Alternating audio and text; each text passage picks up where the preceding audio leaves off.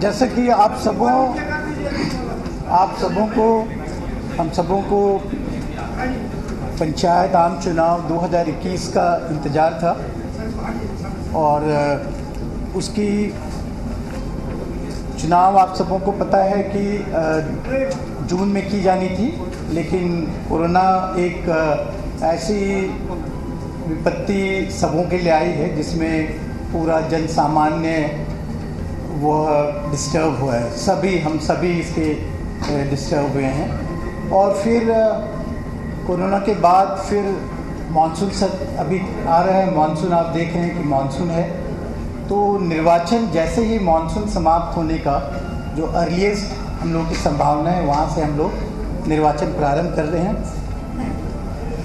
आप लोगों को हम लोगों ने कन्वीनियंस के लिए बुकलेट उपलब्ध कराई है।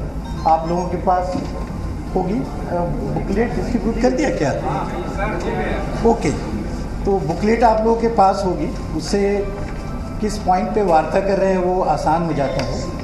तो हम लोगों के द्वारा कुल देखा जाए तो कुल 11 चरण, लेकिन प्रत्येक जिला में अधिकतम 10 चरण में कर रहे हैं चुनाव।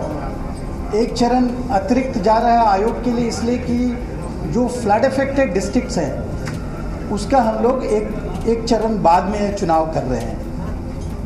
तो चुनाव का प्रथम चरण 24/9/2021 को मतदान की तिथि होगी। उसके आपके फोल्डर में दिए गए हैं नोटिफिकेशन के कॉपी और डिटेल्स में दिए गए हैं।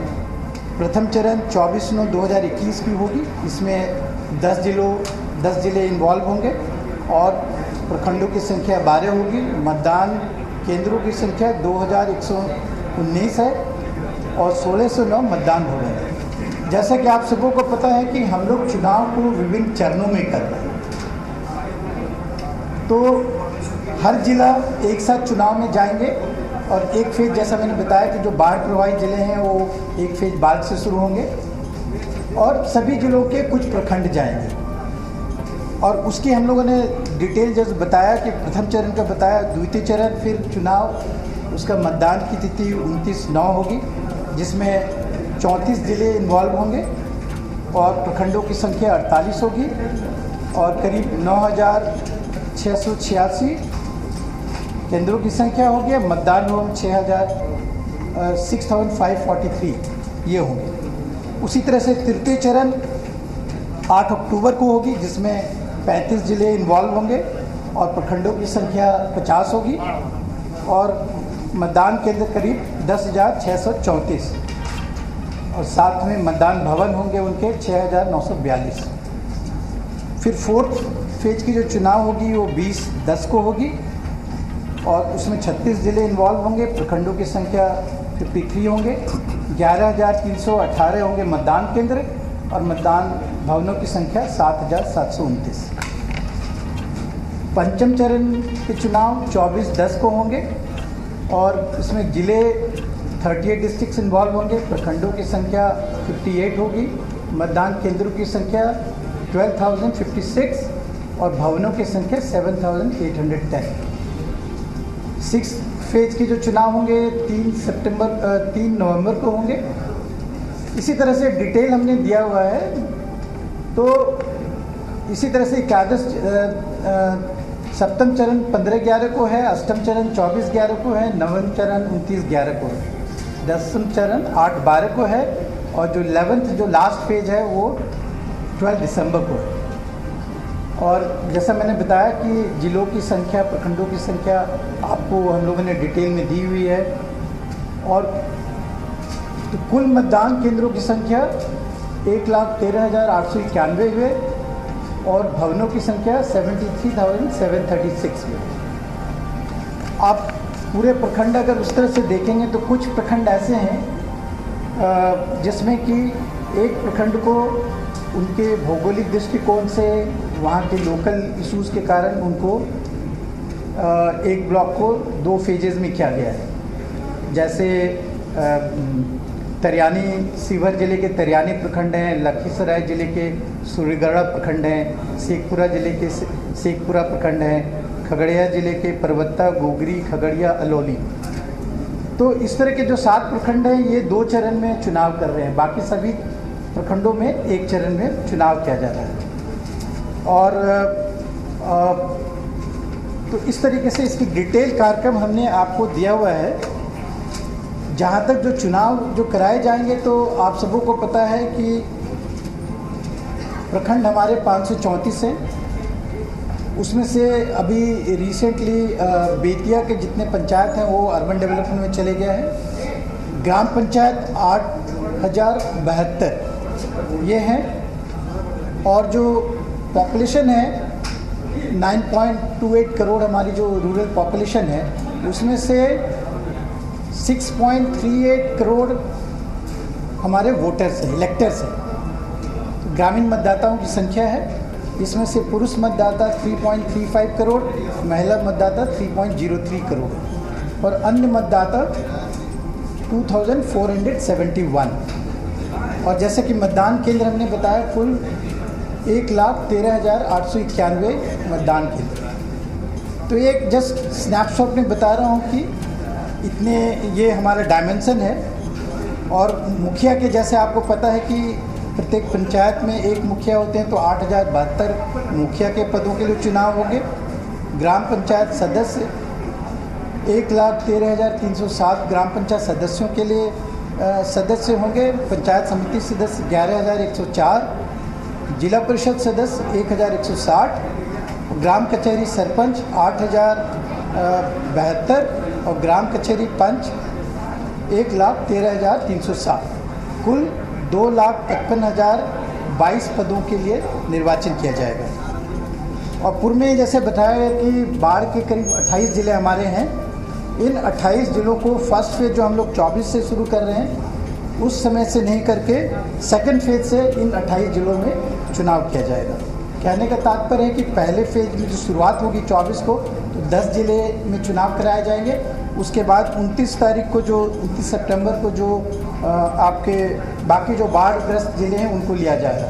ऐसे आशंका ये है कि हम लोग की जो ओवरऑल देखें तो 15 सितंबर के बाद बाढ़ का समस्या लगभग समाप्त हो जाता है। इसीलिए उसके बाद ही हम लोगों ने चुनाव कराने का निर्णय लिया, जिससे कि मतदाताओं को कहीं भी कम्युनिकेशन ब्लॉक ना हो, कहीं भी किसी तरह की समस्या ना हो।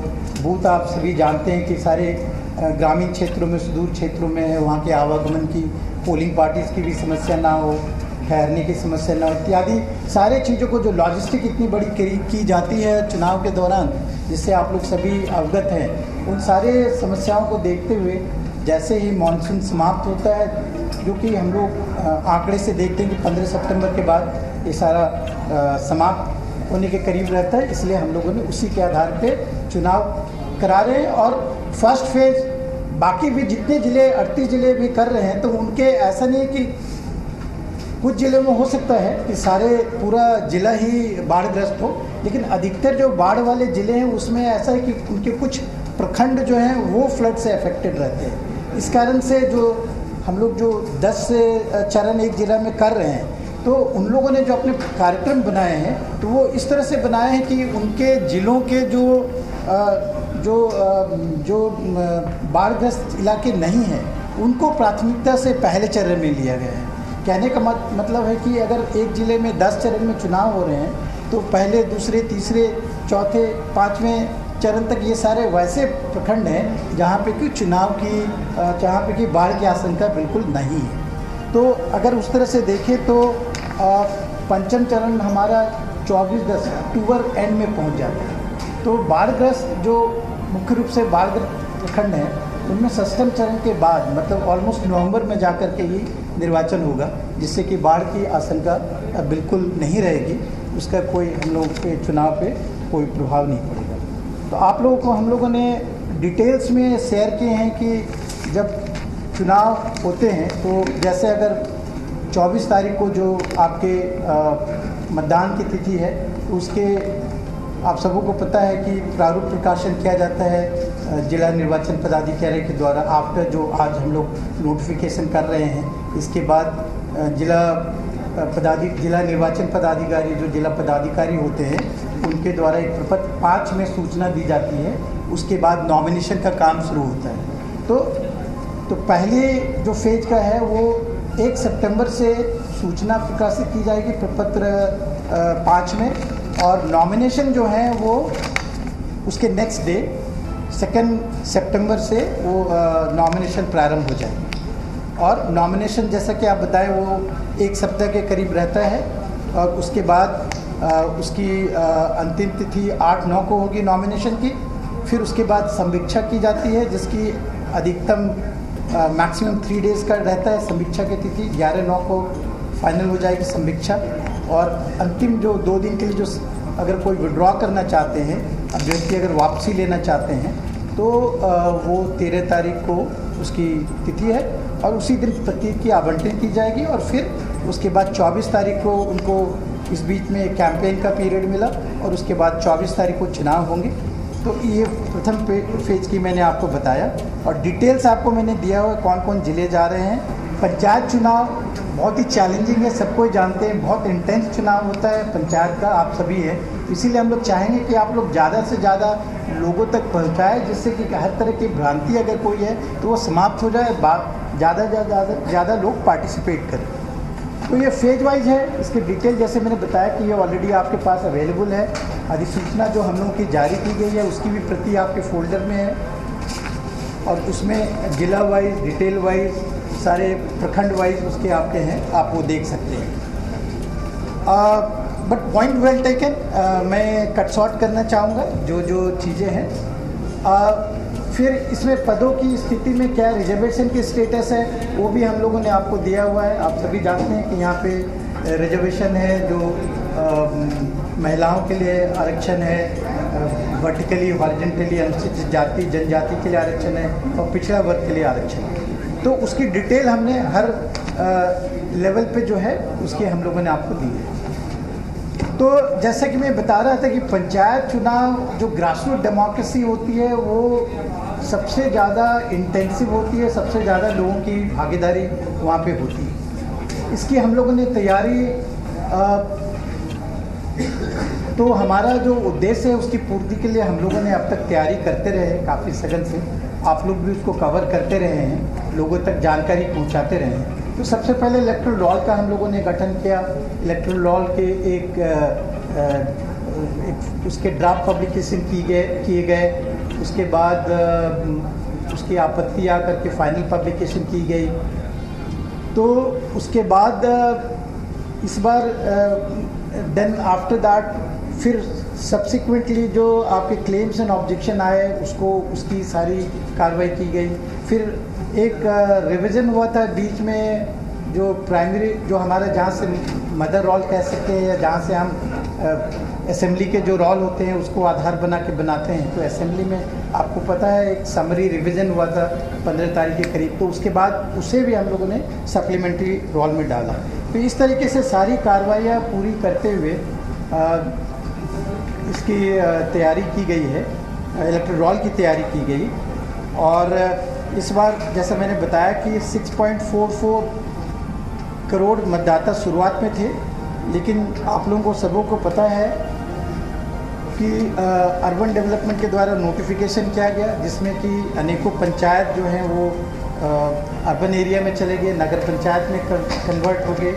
तो उसके कारण से फिर उसमें फाइनली कमी हुई, काफ़ी सारे बूथ अर्बन एरिया में चले गए, इलेक्टर्स भी उस एरिया के चले गए। उसके बाद जो भी मैंने फिगर बताया था दैट वाज आफ्टर जो अर्बन डेवलपमेंट के नोटिफिकेशन के बाद जो पंचायत चले गए हैं उसके जाने के बाद ही वो ये राइट। तो जैसा कि आपको पता है कि नगर विकास विभाग के नोटिफिकेशन के क्रम में 109 नए नगर पंचायतों का गठन हुआ, 8 नए नगर परिषद का गठन हुआ, 32 नगर पंचायतों का नगर परिषद में उत्क्रमण हुआ, 5 नगर परिषद का नगर निगम में उत्क्रमण हुआ, और 12 नगर निकायों का क्षेत्र विस्तार हुआ। तो इसके कारण से करीब हमारे जो हैं 315 पंचायत अफेक्टेड हुए, उसमें से 262 पंचायत पूर्ण रूप से, और 53 पंचायत वैसे रहे जहाँ पे कि 3000 से कम जनसंख्या होने के बाद कारण उनको दूसरे पंचायतों में मिलाया गया। तो इस तरह से इतने ग्राम पंचायत जो हैं 315 ग्राम पंचायतों का अस्तित्व समाप्त हो गया। और 186 ग्राम पंचायत आंशिक रूप से प्रभावित हुए। तो ये पुनर्गठन करने के बाद जो इलेक्ट्रल रोल का हम लोगों ने जो स्टैट्यूटरी प्रोविज़न के अनुसार सारे कार्य किए थे, उसके बाद हमें फिर अभी रीऑर्गेनाइजेशन करने की आवश्यकता पड़ी। तो ये काम अब हम लोग समाप्त कर दिए हैं और जिसके आधार पे अब करीब 6.38 करोड़ हमारे कुल मतदाता हैं। मतगणना केंद्र की स्थापना की भी हम लोगों ने जब शुरुआत में की थी, जो ड्राफ्ट पब्लिकेशन करके आपत्ति प्राप्त करके, तो उस समय हमारे करीब 1 करोड़ 625 मतदान केंद्र की स्थापना की गई थी।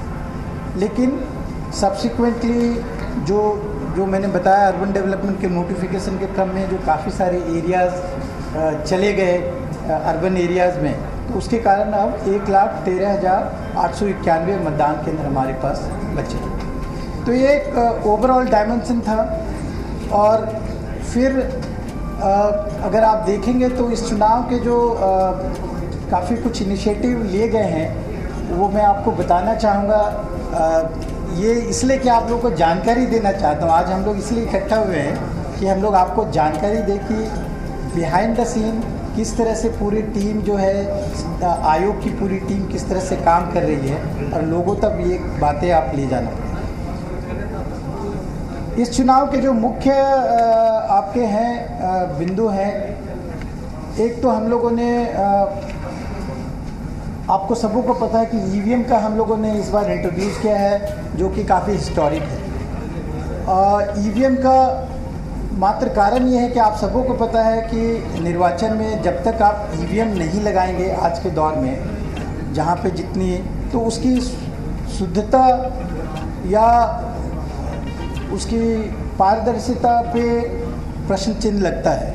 तो इसका एक ही तरीका है कि आप अगर ईवीएम करें तो बहुत सारी समस्याएं जो होती है, मतदान केंद्रों पे जो समस्या होती है, जिससे आप सब अवगत हैं कि काफ़ी बार बूथ कैप्चरिंग हो जाता है, साइलेंट बूथ कैप्चरिंग हो जाता है। तो उसको दूर करने के लिए हम लोगों ने ईवीएम का पहली बार यहाँ के पंचायत चुनाव में हम लोग इस्तेमाल कर रहे हैं। और परंतु ईवीएम, आप लोगों को शायद पूरी कहानी पता ही होगी कि हम लोग पहले मल्टी पोस्ट ईवीएम का इस्तेमाल करना चाह रहे थे, फिर कतिपय कारणों से वो हम लोग नहीं कर पाए, तो जिसके कारण हमें फिर जो M2 ईवीएम है ECI के, उनको इस्तेमाल कर रहे हैं। उस ईवीएम में एक ईवीएम में एक पोस्ट ही किया जा सकता है। तो जितनी संख्या में हमें ईवीएम चाहिए थी, वो ईवीएम की संख्या हमें पर्याप्त नहीं हो पाई। तो इसके कारण से 4 पोस्ट जहाँ पे बहुत ही इंटेंस कंपटीशन रहता है, पंचायत स्तर के जो हमारे त्रिस्तरीय पंचायत हैं, उनके 4 पोस्ट का हम लोग ईवीएम से चुनाव कर रहे हैं। और बाकी जो 2 पोस्ट हैं पंच सरपंच के, वो हम लोग बैलेट बॉक्स से करेंगे। तो इस तरह का निर्णय लिया गया है। तो ये एक नया चैलेंज हम लोगों के लिए आया है, क्योंकि लॉजिस्टिकली अगर देखें तो ईवीएम हम लोग पूरे 36 राज्यों के 222 जिलों से लेकर के आए हैं। तो ये एक हरकुलियन टास्क था, एक बहुत बड़ा चैलेंज था हम लोगों के लिए। लेकिन हम लोगों की जितनी टीम है, जिला के पदाधिकारी, जिला के निर्वाचन पदाधिकारी, जिला के सारी टीम, आयोग की सारी टीम मिल करके इस काम को, फर्स्ट जो हमारी चैलेंज थी उसको हम लोगों ने पूरा किया है। अब ईवीएम के FLCs होते हैं, जो ईवीएम लाने के बाद उसकी जो फर्स्ट लेवल चेकिंग होती है, वो सारे ज़िलों में की जा रही है और वो अंतिम दौर पे है। ऑलमोस्ट 97-98% उसकी FLC कर दी गई है। अब मात्र करीब 2-3% बचे हैं, जो आज या कल तक में हम लोग समाप्त कर लेंगे। जैसा मैंने बताया कि ईवीएम हमारे लिए बहुत बड़ी चुनौती थी। हम लोग की आवश्यकता थी ईवीएम की करीब 2.56 लाख के करीब हम लोग की आवश्यकता थी फेजेस में इलेक्शन करने की। ओरिजिनली अगर देखेंगे तो हमारे को करीब 8 लाख के करीब ईवीएम की आवश्यकता थी, जो इस तरह के ईवीएम, जो कन्वेंशनल ईवीएम जो करते हैं। तो फिर ECI के द्वारा हमारे 4.6 लाख देने का निर्णय लिया गया। बट अल्टीमेटली हमको सारे पदों को, अगर 6 पद को करते तो मिनिमम फेजेस में करने के लिए हमें 2.56 लाख की जरूरत है। हमें करीब और हमें जो मिला वो करीब 2.21 लाख मिला। उसमें से भी चूँकि पेयर्ड आपके बेल कंपनी है और ECI कंपनी है, एक दूसरे को मैच नहीं करते हैं तो पेयरिंग होना आवश्यक होता है। तो हमें पेयर्ड ईवीएम जो है बेल या ECIL के जो BU-CU की जो पेयर्ड होती है वो करीब 1.87 लाख मिली।